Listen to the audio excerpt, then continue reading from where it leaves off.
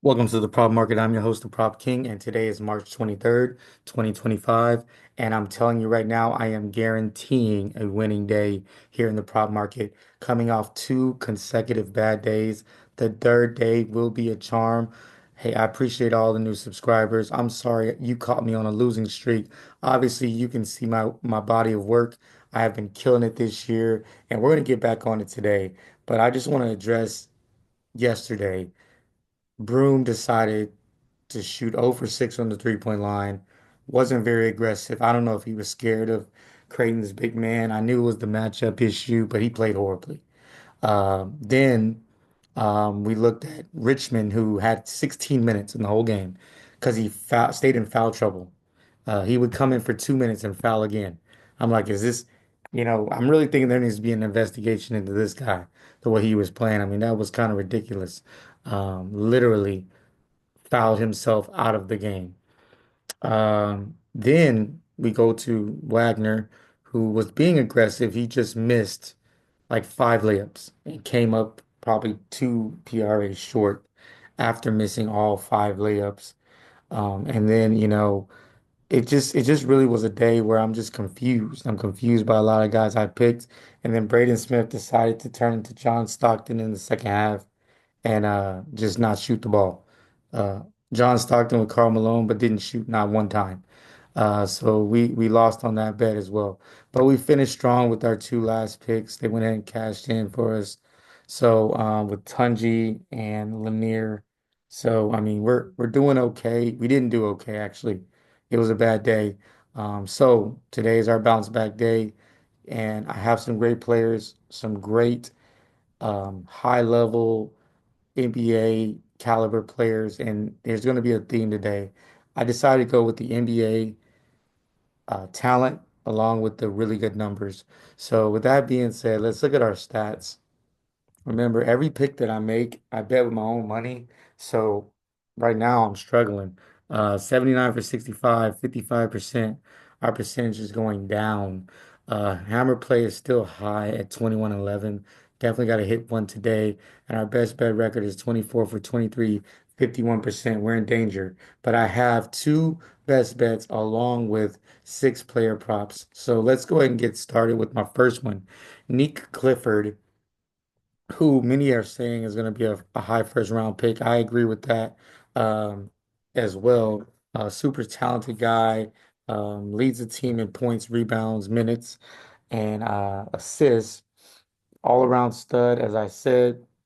Top three players in college basketball, in my opinion. Season average is 33. Last three games is 35. PRA projection is 34. Now he is coming off a bad game, so we are in a bounce back spot here. He went 3 for 13, 0 for 6 from the three-point line. So bounce back spot should happen. He played an average of 30 minutes this season. I expect him to get 38 minutes in this next game. He has hit in 4 out of 5 games. So he has been playing really, really well of late. Last three games, like I said, he's at 35. So we are getting this at a discount. I just hope the moment's not too big for him. And I don't think it is. I think that he plays well in this game. I think he makes up for his lack of, from his horrible game that he had last game. Great players don't have two bad games in a row, at least not that bad. I like him over 32.5 for Neek Clifford. Next guy is Con Knueppel. This guy from Duke is a guy we went with a couple times on the show.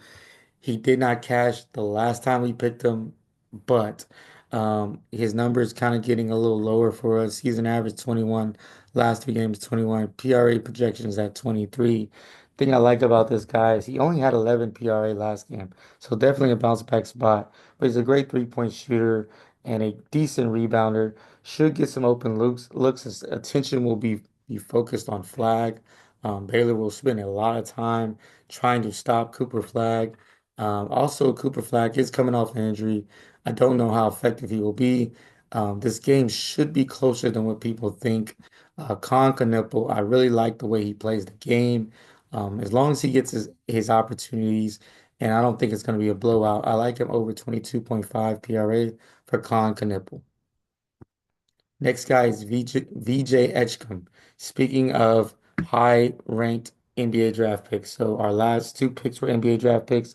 This guy's another guy that's going to play in the NBA very soon. Top 10 pick. I like VJ Edgecombe's athleticism. He gets to the basket, averages 37 minutes in his last 5 games. He has high usage rate, averages 13 shot attempts in his last 5 games as well. He's a decent rebounder, about 5 a game. He can make plays for others as well. He's hit this number 4 out of 5 games, and the total's at 150, 143. Duke does play really good defense, but I look for VJ to be, aggressive. If he's halfway efficient, I know the volume will be there. I like his over 22.5 PRA. Look for him to go out and try to make a name for himself. Not that he doesn't already have one, but look for him to try to leave a lasting impression on that NBA draft and try to take some of that spotlight away. Next guy is Mark Sears from Alabama. I like Mark Sears here. Season average 27. Last 3 games are 24. PRA projection is 26. Now, the thing about Mark Sears is he has great volume. He's coming off a 37 PRA game, but he missed 3 out of 5 games. So he has not been playing that well in the SEC tournament. St. Mary's plays a slow pace. Look for Sears to still be aggressive because he wasn't very aggressive in the prior 2 games. Um, I'm projecting 37 to 38 minutes and 15 plus shots. If he does not, if he does not, get in foul trouble, if he does any of those 2 things or both of those things, 38 minutes, 15 plus shots, I see him cashing this number over 24.5 PRA for Mark Sears. Next guy is Donovan Dent. Uh, I went with Donovan Dent last time and we missed by the hook. So I'm back on Donovan Dent again. Thing I like about Donovan Dent, once again, I think the best point guard in this tournament for my money. Season average 29, last 3 games 31. PRA projection is at 31. He averages 36 minutes, but he played 39 minutes versus Marquette. I'm expecting, about the same, but a more efficient game. I did not shoot well. 40 minutes in this game, 15 plus shots is going to help him cash. This game should be more up and down than what people believe. New Mexico is the underdog, so I look for Donovan Dent to kind of try to make his stamp. Definitely will get his shots up, shot 17 shots last game. I see a more efficient shooting game, over 29 PRA for Donovan Dent. Our last pick of the day is Solomon Ball. Here's a guy that I'm only going one prop king emoji, but his season average is 20. Last 3 games is 17. PRA projection is 21.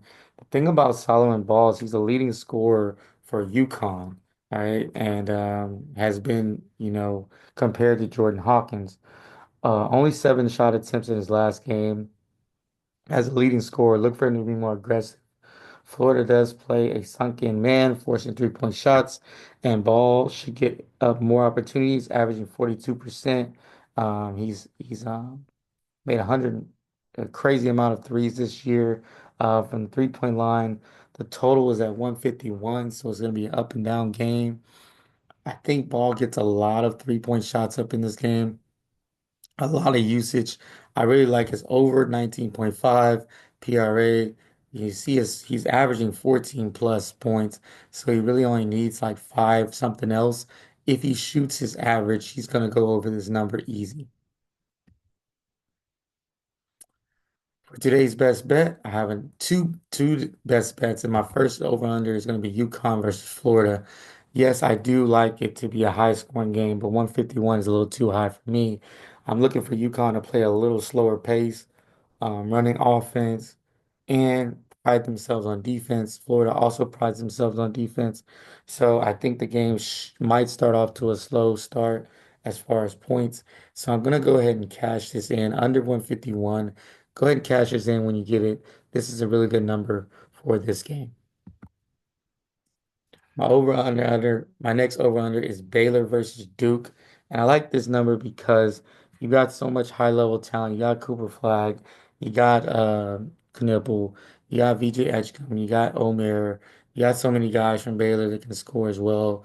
So with this number being where it is, I think it's going to be a very, very high skilled game. Expect the pace to pick up as well. Hoping for a close game.